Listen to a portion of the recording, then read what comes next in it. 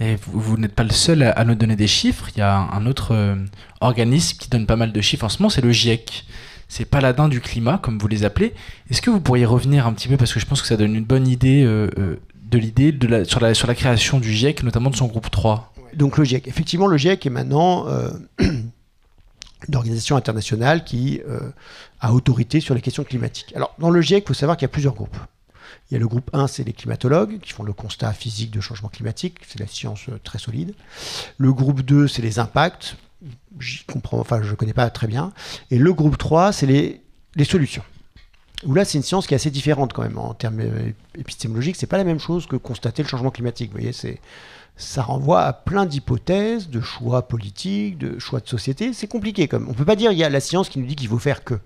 D'ailleurs, si quelqu'un vous dit le GIEC a dit que, c'est qu'il n'a pas lu le rapport. Parce que le rapport, pour le groupe 3 que j'ai beaucoup lu, c'est 2900 pages et il y a plein de choses des fois contradictoires. Tout n'est pas raccord. Évidemment, ça fait la synthèse de plein de papiers scientifiques qui ne sont pas tous d'accord et c'est normal. Alors, ce qui m'intéressait effectivement, c'est l'origine du GIEC. Et là, il y a aussi des choses que je trouve qui méritent d'être connues. Il faut savoir que le GIEC n'arrive pas dans un terrain vierge. Il y a déjà une institution qui s'occupe de ces questions-là, c'est l'UNEP, l'Organisation des Nations Unies pour l'environnement, qui dirigé à ce moment-là par Mostafa Tolba, un biologiste égyptien qui est particulièrement vindicatif sur la question du changement climatique. Plus que les climatologues d'ailleurs. Je vous disais, les climatologues, ils disaient oui, on va faire une transition. Mostafa Tolba, il dit non, il faut réduire d'ici, alors j'ai plus les chiffres en tête, mais en gros, d'ici l'an 2000, il parle en 86, il faut déjà avoir réduit les émissions. Si on avait réduit les émissions entre 86 et 2000, on ne serait pas du tout dans la même situation maintenant, évidemment. Et il crée un groupe de scientifiques qui s'appelle le AGG, Advisory Group on Greenhouse Gases, le groupe de conseillers sur les gaz à effet de serre. Cet AGGG, il dit, on ne fait plus de science, ça y est, la question est réglée. On sait qu'il y a du changement climatique. Maintenant, la question, c'est il faut avoir tout de suite une convention mondiale pour réduire les émissions de CO2. En 88, il y a une conférence qui se tient à Toronto qui suscite beaucoup d'attention de la presse. Parce qu'il y a une grande canicule à ce moment-là aux États-Unis, il y a des chefs d'État qui vont à Toronto, il y a des sénateurs, on est au moment de la passation de pouvoir entre Reagan et Bush. Et c'est à ce moment-là que, c'est vraiment la toute fin de Reagan en fait, on crée le GIEC. Et ce qui est intéressant dans le GIEC, c'est le mot « I ». C'est intergouvernemental et pas international. Et ça, c'est clé parce que le but, c'est de remettre les gouvernements dans la boucle. Donc, je suis allé voir des archives du cabinet Reagan. Et en gros, le truc, clairement, le but, c'est de dire que les gouvernements doivent nommer non pas seulement des responsables de la recherche scientifique ou du ministère de l'Environnement. On veut des gens nommés par le ministère de l'Agriculture, le ministère de l'Énergie, le ministère de l'Industrie. Donc le but, c'est d'internaliser la contrainte économique. Et le groupe 3, au début, objectivement, les 2 premiers présidents du groupe 3 du GIEC sont ouvertement climato-sceptiques, par exemple. Il y en a un qui s'appelle Robert Einstein, qui est passionnant. En plus, il a fait un entretien hyper riche qui nous plonge vraiment dans qu'est-ce que c'est le changement climatique pour l'élite américaine en 89, 90, 91, quand on commence à parler de la Convention de Rio, c'est-à-dire la première convention internationale sur le changement climatique. Honnêtement, le climat, c'est pas du tout le problème. Le problème, pour lui, le climat, c'est simplement un fauné des négociations commerciales entre les Européens et les Américains. Il dit, puis alors ce qui est assez intéressant, c'est qu'il rapporte ses conversations avec John Sununu, qui est le chief of staff, le chef de cabinet de George Bush. Alors, John Sununu lui dit, alors qu'est-ce qu'on fait avec cette affaire de climat ? On va quand même pas se fixer des objectifs d'émission. On va pas se lier avec un traité international, on va pas brider l'industrie américaine avec un traité international. S'il y a des dommages, on va pas filer de l'argent. Donc il dit no money, no target, play the technology card, joue la carte technologique. Et ça fait entièrement sens de jouer la carte technologique pour les États-Unis à ce moment-là. C'est la première puissance émettrice. C'est la première puissance technologique mondiale. Tout le monde leur fait les gros yeux. C'est logique pour eux de faire miroiter des solutions technologiques. Et donc le discours de la transition, pourquoi il est aussi porté ?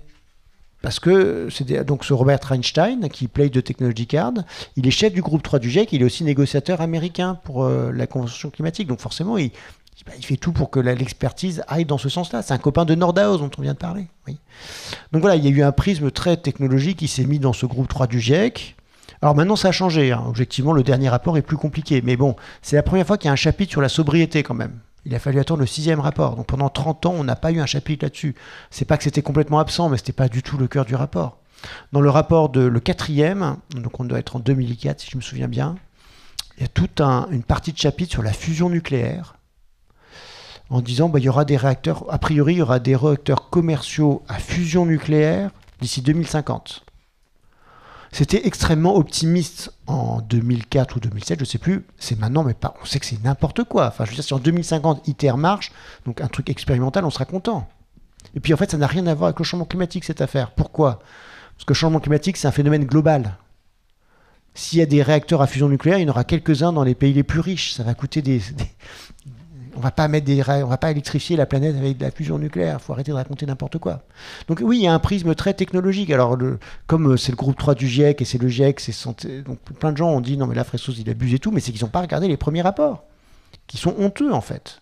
Voilà. Et encore de nos jours, il y a des choses bizarres. Il y a énormément de capture et de stockage du CO2. En gros, vu qu'on n'arrive pas à réduire les émissions, on va aller récupérer le CO2 à la sortie des cheminées, on va l'enfouir sous le sol, chose qui coûte horriblement cher, enfin voilà, qui a peu de chances de se diffuser objectivement parce que ça coûte très cher et ça sert à rien. Et vous parlez aussi des lacs de liquéfaction des gaz carboniques au fond de la mer.